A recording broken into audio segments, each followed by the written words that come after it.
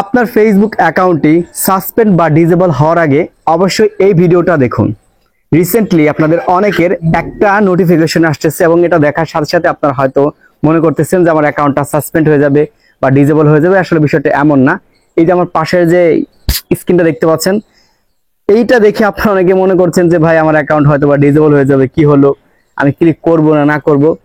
এই বিষয়টা নিয়ে আজকের ভিডিওতে আমি আপনাদের ডিটেলসে বলার চেষ্টা করব। তবে এতটুকু বলে রাখি, ভয় পাওয়ার কিছুই নেই। এই লেখাটা কেন আসে এটাও ভিডিওতে আমি বলে দিব। তো ভিডিওটা আপনাদের জন্য খুবই গুরুত্বপূর্ণ। ভালো লাগলে অবশ্যই পেজে লাইক দিয়ে দিবেন এবং শেয়ার করে সবাইকে দেখার সুযোগ করে দিবেন। আচ্ছা, প্রথমে আমরা একটু পড়ে নেই এখানে ফেসবুক আমাদের কি লিখেছে এবং কি বোঝাতে চাচ্ছে। লেখা আছে, we suspect automatically behaviour your account. এটা দ্বারা ফেসবুক আমাদের বোঝানোর চেষ্টা করতেছে আচরণগত দিক দিয়ে তার একটু ত্রুটি পেয়েছে, আর এই ত্রুটি পাওয়ার কারণে তারা আমাদের এই নোটিফিকেশনটা দিয়ে দিয়েছে। কেন, কি ধরনের ত্রুটি?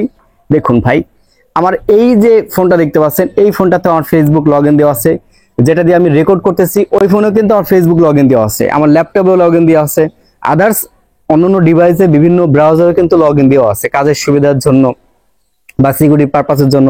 অনেক সময় কিন্তু বিভিন্ন ব্রাউজারে একই ফেসবুক লগ ইন দিতে হয়।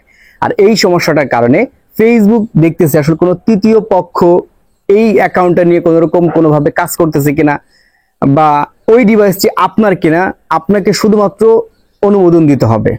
আর যার কারণে এখানে যে লেখাটা আপনারা দেখতে পাচ্ছেন ঢিসমিস, এই ঢিসমিসে আপনাকে ক্লিক করতে হবে। এখানে ইংরেজিতে এই লেখাগুলো স্পষ্টভাবে বলে দিয়েছে। ওকে, তো এটা যদি আপনি সঠিকভাবে না দিতে পারেন, দেখা গেছে এখানে ক্লিক করে আপনাকে আপনার ইমেল অ্যাড্রেস চাইতে পারে, আপনার ফোনের নাম্বার চাইতে পারে, পাসওয়ার্ড চাইতে পারে, মানে আপনাকে যাচাই করার জন্য। তো কি করতে হবে, ওই অনুযায়ী আপনাকে স্টেপগুলো ফলো করতে হবে। যদি আপনি ফলো না করেন তো সেক্ষেত্রে আপনার অ্যাকাউন্ট লক, সাসপেন্ড, ডিসেবল হয়ে যাওয়ার বিষয়টা কিন্তু স্বাভাবিক। তবে এখানে ক্লিক করলে এত কিছু আসবে না, যদিও একটা ভাইয়ের আসছে ওই বিষয়গুলো বললাম। ডিসমিসে ক্লিক করার সাথে সাথে এটা চলে যাবে, হ্যাঁ আপনি আপনার নিজের ডিভাইস থেকে কি করেছেন, পারমিশনটা দিয়েছেন। আর হঠাৎ করে ফেসবুক স্ক্রল করতেছেন বা ব্যবহার করে দেখা যাচ্ছে ফোনটা টেবিলের উপর রেখে গেছেন, আবার যখন আসছেন ধরছেন সাথে সাথে এর নোটিফিকেশন আসছে।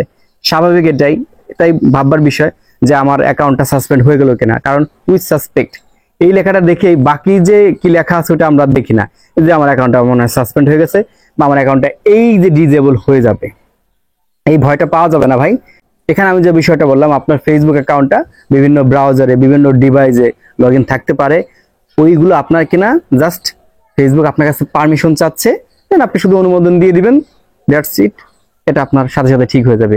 এটা নিয়ে আসলে ভয় পাওয়ার কোনো কারণ নাই বা কোনো বিষয় নাই। এখন আপনাদের বলবো আসলে ফেসবুক অ্যাকাউন্ট ডিসেবল বা সাসপেন্ড হয়ে যাওয়ার বেশ কিছু কিন্তু কারণ রয়েছে, অল্প কিছু বলে শেষ করে দেবো।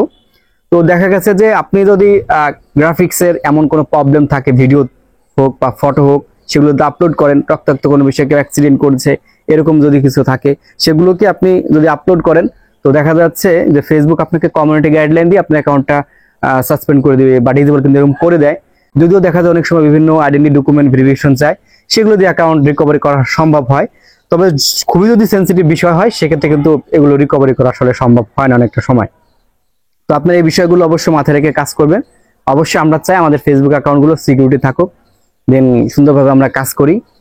এই তো ছোট্ট একটা ভিডিওতে আপনাদের এই মেসেজটা জানিয়ে দিলাম। এখানে যে নোটিফিকেশনটা আসছে এটা নিয়ে আসলে ভয় পাওয়ার কোনো বিষয় নেই, জাস্ট শুধুমাত্র ঢিসমিসে ক্লিক করতে হবে যে ডিভাইসটি আপনার।